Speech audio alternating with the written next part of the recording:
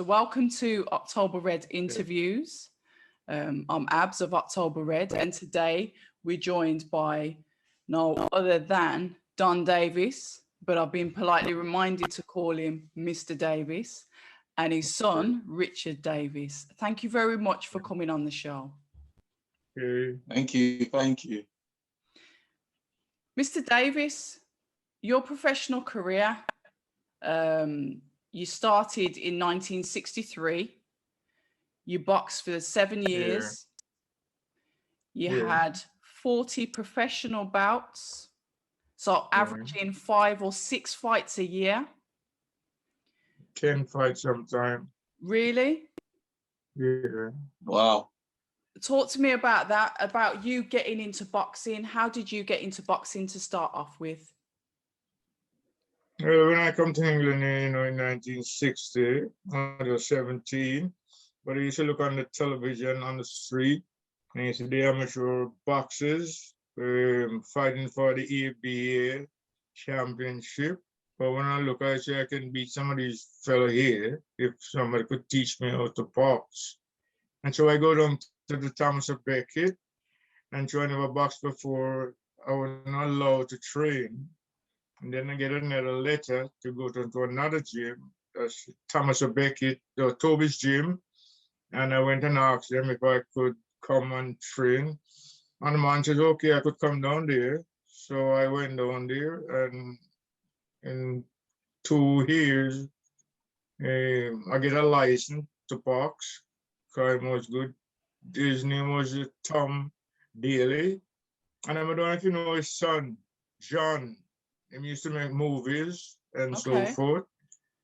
Yeah, and went to America, so forth. And I started box from those days and traveled all over Europe, to Sweden, Austria, Germany, France. And I've been all over the place, boxing, training. And then I have a bit of eye problems, so I've got to retire from boxing. And then I get a license as a trainer, and there I started training fighters. I train a lot of them fighters. The first fight I ever have was a fellow named Bruno. And then Bruno leave after about 2 months. And then I get another 3 fighters. Richard, what's his name? Errol Christie, Andrew Strong, and Pat Clinton. And I try to build them up to, be a champion. But they never come up to, they don't listen. Fighters don't listen live. And him have his own idea. I'm explaining to him about the boxing. And then I'm going like that. And then after, I get more fighter coming. And I started training them. I get a fighter named Dennis Andrews. He becomes world champion after so much year. And, just keep on trying to break them into a good fighter.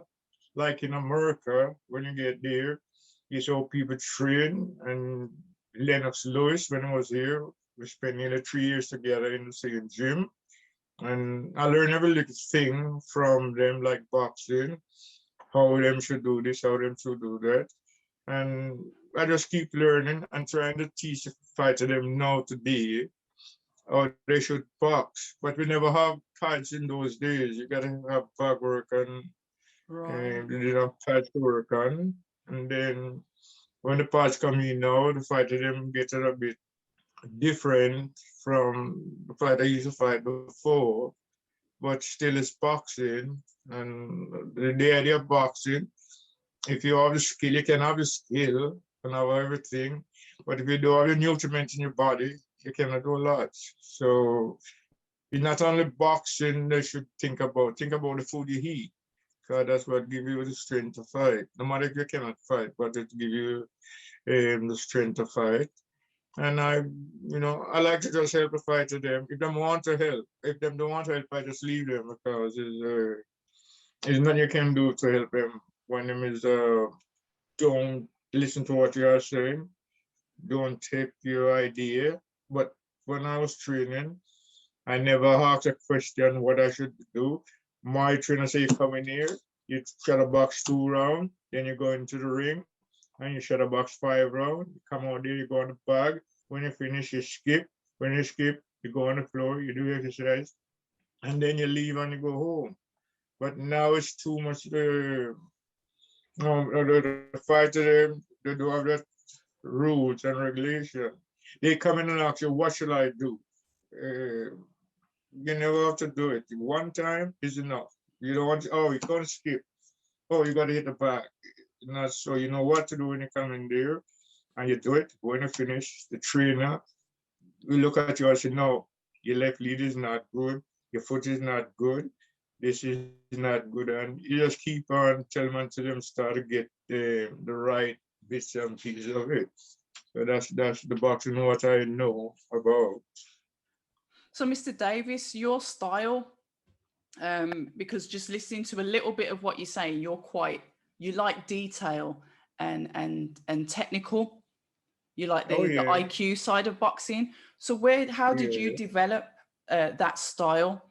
And please forgive me, I haven't seen your fights. So talk to me a little bit about the style that you developed when you were a boxer, and then how you paid that forward with your fighters that you eventually trained once you came into retirement. Well, I was like a Joe Louis fighter.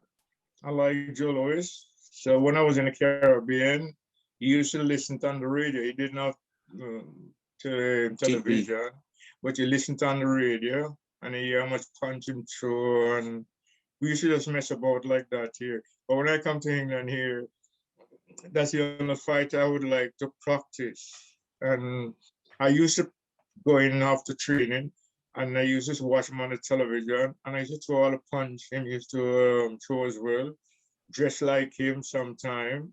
And when he was here on a holiday, I was on a fight, I can't remember, in Scotland, and it was his birthday, and I was on the same bill, and I went out there to prove that I'm like him. I went out and stopped the fella, and everything was, okay. But you got to pick a fighter what you like, and you keep practicing. When you see move, you got to keep practicing. I couldn't be like Muhammad Ali. I don't have that, but I can move like him if I want to. But then I want to fight my way of fighting, so I have to come forward. I am a most close fighter. When I get close to you, that's the time I'm going to fight. But then in England here, when you start a fight that way, I'm fighting another fighter. The guy may throw 2 punch, he don't hit you with a punch. When you get there, the referee says stop. And you all want to get inside, but when you get inside, the referee break you, and the fella go out and start to throw punch again and grab, and so I get annoyed with that kind of box. I think them not to hold, but then the skill of it, you have to know how to close on the fighter. When I close on a fighter, I don't need to hold him. I'm there.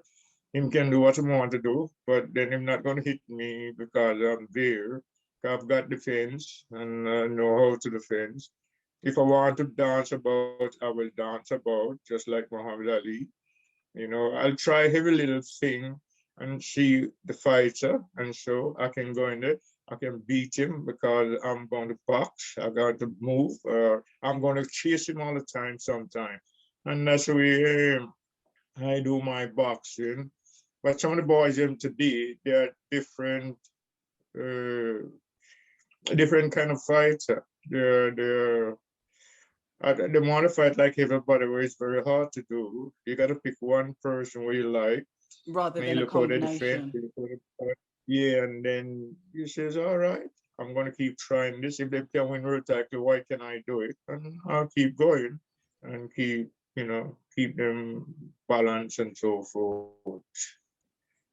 I did a little bit of research, Mr. Davis, and I've got here that did you meet Muhammad Ali's trainer? Is it Angelo Dundee?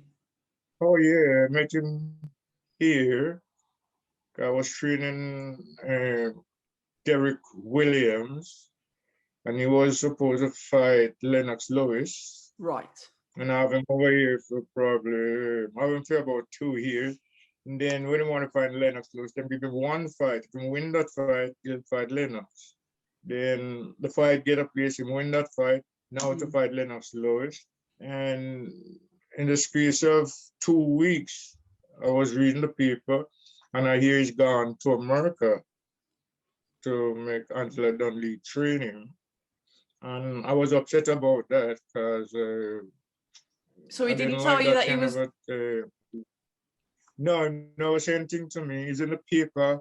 I read and saw it, and I didn't feel happy about that as well.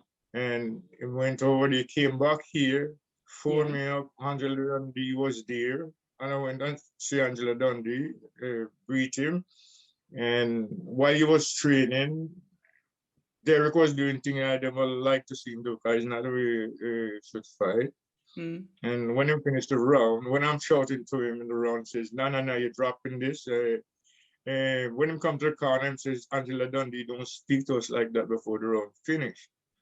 So I go to Angela Dundee and say, listen, it's different for me. When a fighter do something, I don't want to wait until it's finished. Because when that round finished, you forget all about what he's doing. And Angela Dundee says, well, I'm speaking. So man, go and talk to him. You know what he's doing. Go and tell him. And I never about to say anything to him. Because if Angela Dundee don't speak to a fighter, I just leave him. And then the fight, when I was explaining to him before the fight, and they bring, what do you call it, the British flag in the ring for Lennox is not British. And they want to give me a flag to go and wave it. And I says, listen, I'm not doing that. And it's not in my thing. And then the night of the fight, when the fight starts, Angela and they go up into the ring. I never allowed me into the ring, but I was there. Tell me to go into the ring. When Angela didn't come out the ring, I jump up on the canvas and look at him and says, you are doing rubbish. And then get off. And then 2 rounds, fight finish. Wow. Fight Wow. finish. And then that was it. Yeah. And I forgot to write to the boxing board because in the paper, you want to pay Angela Dundee £20,000 to go over there and trade. When I come in, would you give me £200? Oh, yeah. And I just says, all right. No, I get a write to the boxing board as well. And the boxing board writes to me and says, if he want to come back here and fight in England, he's got to give me some money. And then give me a couple £100. And I says, well, all right. And him start to put on promoting fights as well. Yeah. And I used to train a fighter for him. And when we go to the arena, Bethnal Green, and we take the fight over there, we go into the changing room and you have 2 fighters in there. Then I see 2 other guys come in there, and I don't know why they come in there. They're not supposed to be in there. And when we ask them what they're waiting for the same fighter we are training for weeks and weeks. And we just leave it and say, if you want to go, go, because lack of respect. What an experience of betrayal. Yeah, and we didn't bother say nothing because it was going to be a big argument there. And, so we just leave it. And after that, the fella leave and gone somewhere else. Never see him again. You know what I mean? But that is boxing. I am only there to teach them the skill of boxing. That's all I know. The skill of boxing, the defense, how to punch, when to move, how to throw a left, how to throw a right, how to defend. That is my idea about the boxing. But it is very tough with some of the fighters. I think they don't have the patience. That's what it is. Yeah. The patience to learn the game. And you got to be so patient because you cannot rush it. And then, most of these fights where you'll feed them. I take money out of my pocket and buy food for them and give them. When them start a fight, and I'm about 6 fights and so forth, when them come to the gym, they're going to speak to you again. They will have somebody else, and you just all right. Yes, no problem. It's this tough. Is brutal. Oh yeah, yeah. But So through the how? boxing, said it. Sorry, sorry to interrupt, but I've got to ask this. As a experienced trainer, and you have fighters come to you, and your experience with some of them, not all, is they like to use you, for a better word, use the trainer, get the Yeah, get the foundations built, and yeah. then run off to the greener grass. How do you Oh yeah, keep yeah. coming back and saying, I'm still going to train after being treated like that? I mean, I'm someone that wears my heart on my sleeve, so I guess I'd be heartbroken all the time because of the effort that you put in. And like you said, feeding them out of your own pocket, they'd Yeah. rather pay a stranger full price and more. But then someone that's been with them from the beginning, the grassroots, oh, I'll Yeah. just give you a couple of hundred. You're all right with that. How do you find that motivation to carry on? Well, so long as I can get a fighter who can listen to me, all Hmm. I want them to go and prove is I can fight. Hmm. I've got a skill. I've got a good trainer. And so when I go to the ring, and don't fear anything. But boxing, you got to fear a thing. And you go there and box. And when you start to climb up The ladder. the ladder, like you're number 10, Yes. and you start go to number 5, number 3, then the fighter where you're trying to help, it move away from you immediately. I don't know why is it. It's like Frank Bruno, it's the same thing. When I get Bruno, I was training him, and after You what, trained a Frank month? Bruno, sorry. Oh yeah. Talk to me about And that. after a month, yeah, after a month, he came to the gym and he says, "Oh, he's in the paper. Him says I don't have no rhythm." I think like rhythm. Um, I well, I'm a dancer from the Caribbean. I can dance anywhere. I can move. And then when him leave and go to the other trainer, they take him to a dancing school for him to get balance and have the rhythm. And he was telling me I don't have the rhythm. So there's a lot of craziness. Conflicts. Yeah. I mean, Wow. Well, that's some Yeah. experience with some of the fighters. But tell us about a fighter that you have had on your books, and you've had many, that did listen, and that you built up and they were a success. yeah. When Richie Williams, when he came down to the gym, I wasn't the man that trained him. It was a fellow named James Cook, and so he was at the same gym. He used to watch me hitting the back. I like to hit the back, and so, and then he come to me one day and says, "Oh, I'd like you to train me." But I says, "You have a trainer before." James says, "No, I want you to train me." So, he used to come at the gym about 6:30. The gym open at 7 o'clock. So the other trainer is at the time. But then when him fight now, he was getting a bit weak. He didn't have that strength. And then I said to myself, what I'll do, I'll open the gym at 5 o'clock. So he could come to the gym, and if he train 2 hours, he'd have time to go home and have his meal. Now when I'm showing him what he eat when he finish training, it's just a handful of food, and that wasn't Enough. very good. Mm. But him still go, and then becomes a world champion. And the same thing happened to again is diet. Him couldn't eat a lot of food. Him was a junior middleweight. He couldn't eat a lot. Him just eat a little, and that wasn't good for him. And won the world title. Then him defended. He lost it, and I still see him, because he was okay. He listened, and he was a nice fellow as well. Come to my home sometime, and we sit down and talk. And I still see him now when he comes to the gym, because he's a good fellow. Humble brother, isn't he? Yeah. He And there's speaks a very lot of highly of you.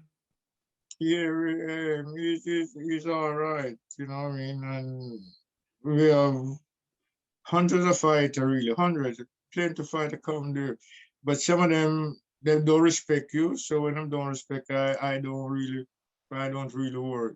If you want me to help you, I'll cut off my leg for you because I want you to be improved. But then them start to get a bit better. When them get a bit better, you are not good again. Chest get high. Yeah, but that's boxing. Boxing. So James Cook, that's a name that's come up recently because I think he's been added to Anthony Yard's stable. Am I right? Have I got the name right? Yeah, Anthony Yard and Tunde. And Yeah. Dad knows Tunde very well. Yeah, so James Cook's going into that camp. What are your thoughts on that? Well, with Anthony Yard and Tunde and all these fella here, they have a idea, you know what I mean, says they can be on the bag and do all this pretty move, and everybody love that move. But when they come into in the ring to go and fight, most of them cannot do it. Because it's just posing they are doing. And boxing, you cannot pose. You get a fight, the guy is a boxer, move on the back leg. You're a fighter, fight on the forward leg. You got to learn how to fight. And when you get to him, you have to know how to defend, how to hit, look what you're searching for, what you're looking for. And then when you see it, you sometimes you try it for all 5, 6 rounds, it don't come off. Because the fella is not going to make you hit him. But you keep searching for it until it come off. Yeah. Then Oh, there's a volume gone. You've gone on to mute. Can't hear you. Decline that number. Sorry, go again. Sorry. Yeah, it's all. It was. You were making valid points. I mean, training nowadays, Mr. Davis, compared to how it was when you were training, like you said, you didn't have the pads. There was certain stuff that you weren't doing. You were doing your shadow boxing. Shadow boxing is a massive thing. You were hitting the heavy bag. You were skipping. You were doing floor work. Compare that to like today's training. The differences. well, the training, most of the fighters, they're doing a lot of stuff. Some of them they'll skip 3 rounds. They'll go and shadow box 5 rounds. They'll go on the bag and do 5 rounds or 6 rounds. Then they go on the pads and do probably 5 rounds. Then they'll skip for so much round. And when I finish all that now, the floor work is the biggest part of it. That's where you learn how to build your muscle, the strength, and so forth.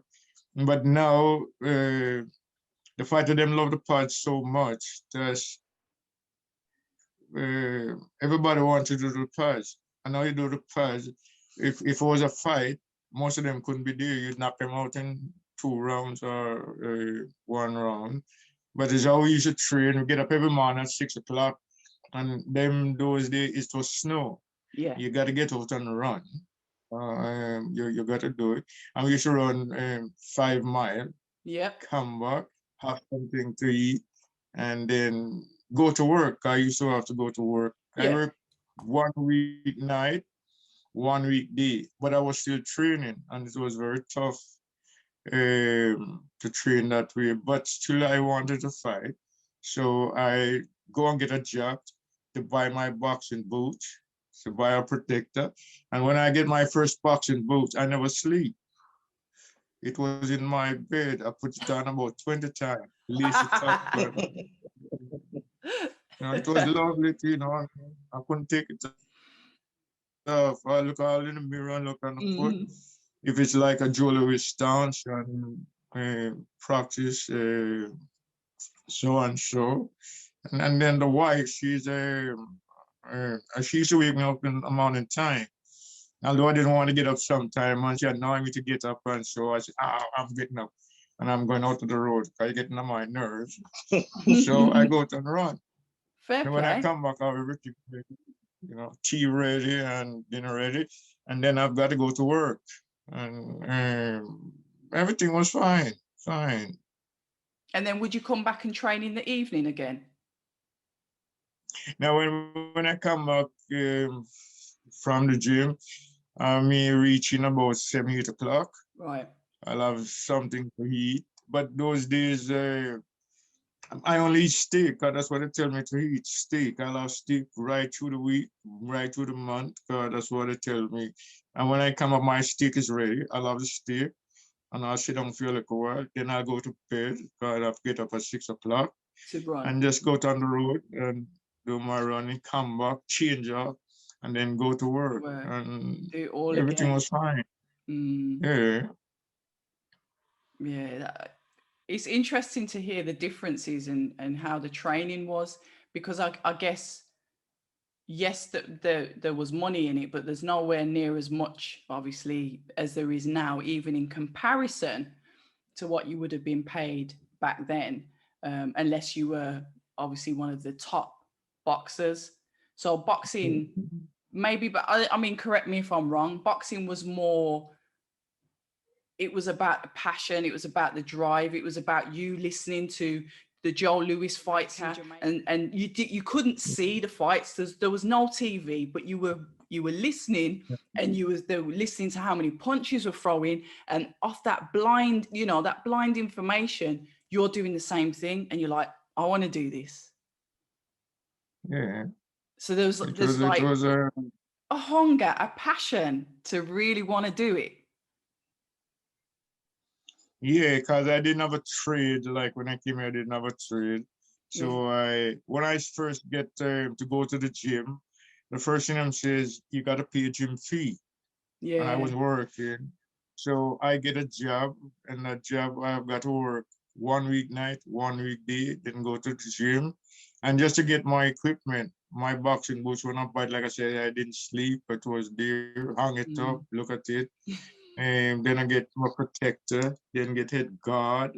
And you got to keep paying for these things. You got to keep working. And then my manager said to me, you're working night and it's very hard to train day and night and so forth. And I get another job in a warehouse, but I love the job because you can lift up a lot of stuff there and build your muscle and so forth. It was about a factory in Bermondsey. And I worked there for 3.5 years. And then they want me to go to Vienna and to go there and spar with some champion over there for 3 weeks. But when I explained to the people, they says, no, you got to pack in the job. And so I got to pack in the job, didn't have a job. And so go back to there. 3 weeks, come back over here, didn't have a job. My wife used to work as well. And then when she go to work, I would stay on to cover the children. And when she come from work, I'll go to the gym and I'll train and come home. And that's what I'm right until now. Really well, not till now. I'm big now. So. He's still got the boxing mindset. It never goes, does it? It never leaves you, does it? No, I learn a lot. Like I says, all the great trainers, I've met them, German trainers, France, Italy, Sweden, Austria. I've met them. When I went to Las Vegas, I've met a great trainer where they come to me and says, man, I like your move. And I says, I can see you doing it on the box, so I'm going to try it. Him say, oh, great, man, great. And, and everybody, them just like how I really hot, because I try to look at everybody, how they move, how they train, what they do. And so when I went over there with Howard Eastman, he caused a lot of problem over there. I got Don King and so forth. And he was very, very disrespectful to Don King people. So I got to go to them one day and say, listen, I'm sorry for this boy here, but him don't really understand what's happening in America. So I said, I am apologize for him. And that's when he fought Joppy, right? Yeah. And then there's a lot of things, a lot of problems through him over there. And we couldn't go places where we shouldn't go and so. And he lost a fight. And when he came back here, I didn't see him again. He just disappeared. Leave and disappear. And I never even want to say nothing to him. Because he did not say the money. you can have the money and so forth, but it's not the money into me. I want to fight to go there. And when I'm in a title, I say, yeah, see, I can tell you, win a title. If you get paid, you'll get paid. But some of them, they treat you like, what you call it? It's like somebody give you a donation. And so in boxing, of the trainer, 10%. But the fighter, them will come and give you 2% and say, oh, I never make enough money. And although you know what them fight for. So he didn't have no argument with me. I don't argument about money. I just think about the boxing, not the money. The money will come if there's a champion.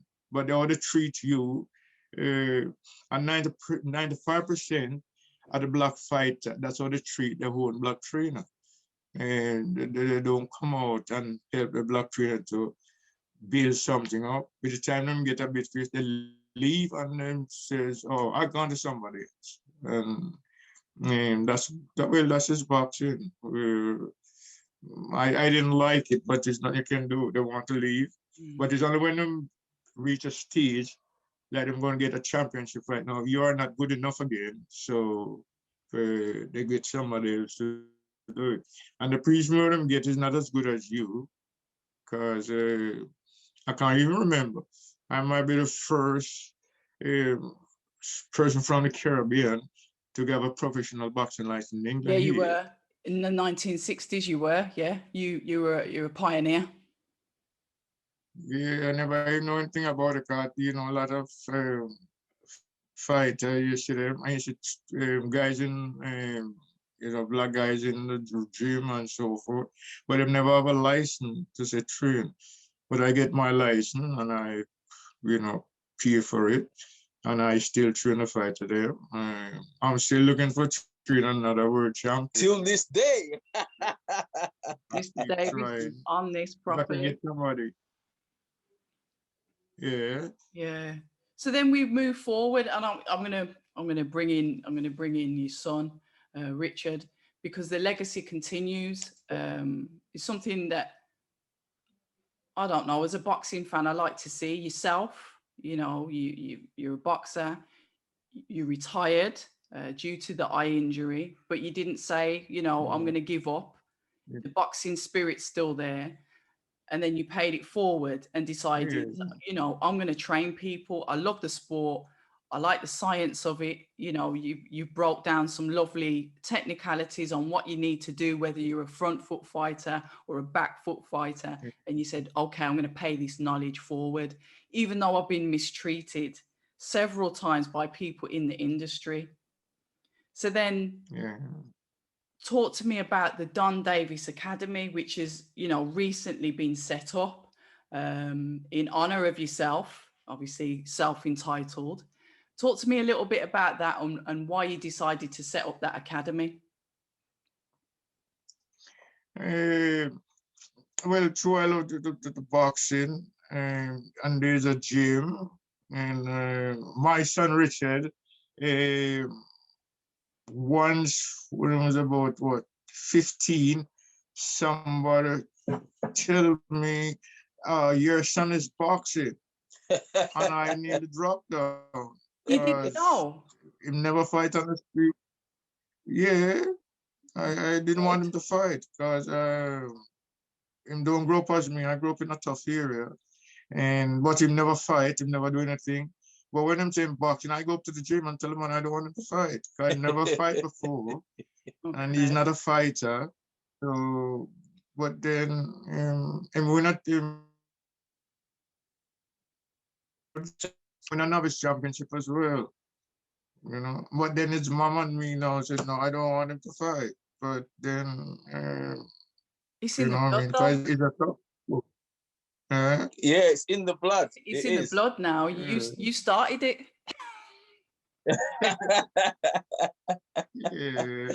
It's tough, isn't it? Because you know the sport in and out, and you know the adversities as well as the benefits.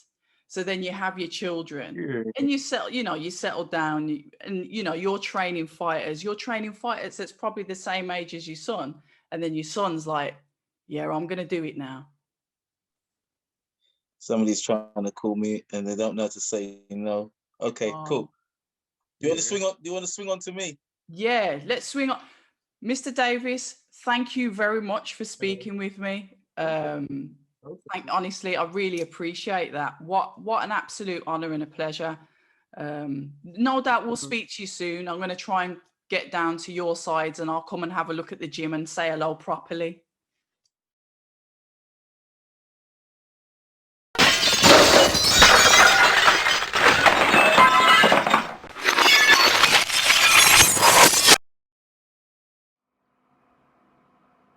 October Red on YouTube.